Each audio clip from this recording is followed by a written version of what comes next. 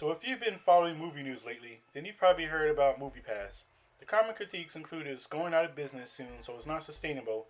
The prices fluctuate every other month, and theater chains have their own subscriptions that they've been promoting, and that you can't see any big movie opening weekend anymore. Now, since I'm not a current MoviePass subscriber, I can't say how the subscription is currently, but I did use MoviePass about 3 or 4 years ago, and I just want to talk about my experience with MoviePass and why I'm hesitant to actually join MoviePass again right now currently. When I first started reviewing movies back in 2015, it was just for fun. The fall semester of 2014 kind of made me question where I was in life, and I just wasn't happy. So I decided to switch majors, and I watched a ton of movies during my winter break. Now, I've always been into movies, but for some reason, during this break, things just clicked for me. Movies became more than just a hobby and something that I actually wanted to be a part of. I was actually averaging about 5 movies per day during this period, and I watched whatever was considered a great movie. So I would go on, IMDb's top 250s lists, blog sites where they have their top 10 lists for certain directors and actors. Obviously, I think AFI has a list. So I was just watching anything that was kind of considered great. For example, I saw movies like Citizen Kane and Mulholland Drive for the first time, just to name a few. I was teaching myself what was taught in film school, so YouTube kind of became this big resource where I got to see different videos on different topics such as color theories, framing, pans and zooms. I was just kind of learning the ins and outs of film school through YouTube. Right now, you're probably like, what does this have to do with MoviePass? But don't worry, I'm getting to that. This is actually around the time when I was just thinking about the idea of creating my own YouTube channel and reviewing movies. I used money from a refund check to buy my equipment, my camera and lights that you guys have seen before in my past videos. And I just made it a mission to go to the movies every week just to see whatever caught my eye. So I honestly just watch things just based on reviews and trailers. So if a movie got a bad reception, if I was so interested in it, I did see the movie just because of the potential that I saw in it. But sometimes with bad movies, it's just good to go see them just because you can learn a lot more from watching a bad movie. You can see the mess ups and just pick up on things that should have been corrected in the first place. But the whole negative thing with the movie theaters was that movie tickets were very expensive.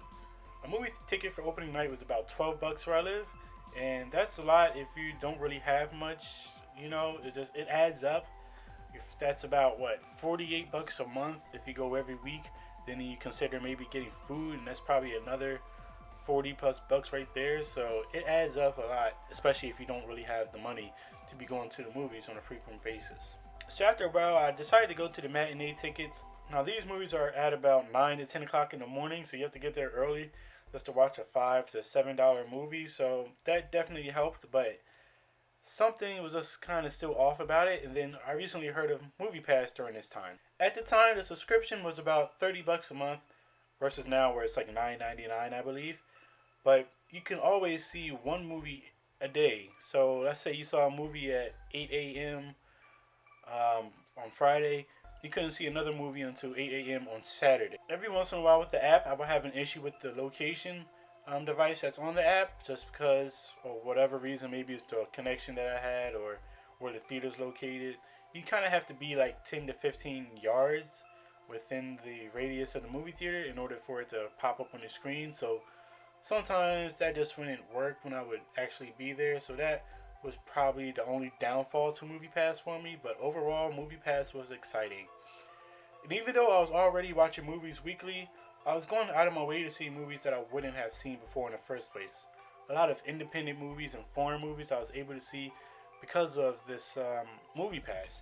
And that was great, and it actually opened my eyes up to a lot of different things, a lot of different styles of directings and directors, and some people became my favorite actors because of this that I probably would have never heard of because they're not in the mainstream blockbuster, big action Hollywood movies. So that was definitely a plus for MoviePass. A lot of these movies would be, obscure, and they didn't get the promotion that was necessary, but they were always the most fulfilling to me, and I really love these movies, so they hold a great dear place to my heart. I went from paying for movies like Mad Max Fury Road, which I love, to me watching movies like Me and Earl and The Dying Girl for free, essentially. MoviePass allowed me to broaden my taste in films. The summer blockbuster wasn't appealing to me anymore, and the idea that I could go see a movie whenever just for $30 a month was amazing. But most of all, I think MoviePass came at a time when I was just trying to figure out who I was and what I wanted to do with my life and some goals that I wanted to achieve. Because I think without it, I don't know if I would be into film as much as I am now. I'm still always watching movies. I actually just subscribe to Filmstruck, which if you know anything about that, they have all these classic movies from about the honestly like the 1910s to about maybe the 1980s. They're all classic movies. Humphrey Bogart, Cary Grant, um, some random movies on there.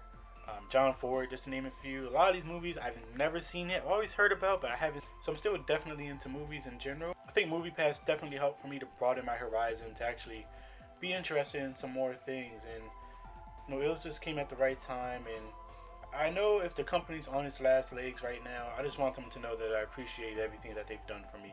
And I hope and wish that everything goes back to normal. And we'll see how that goes.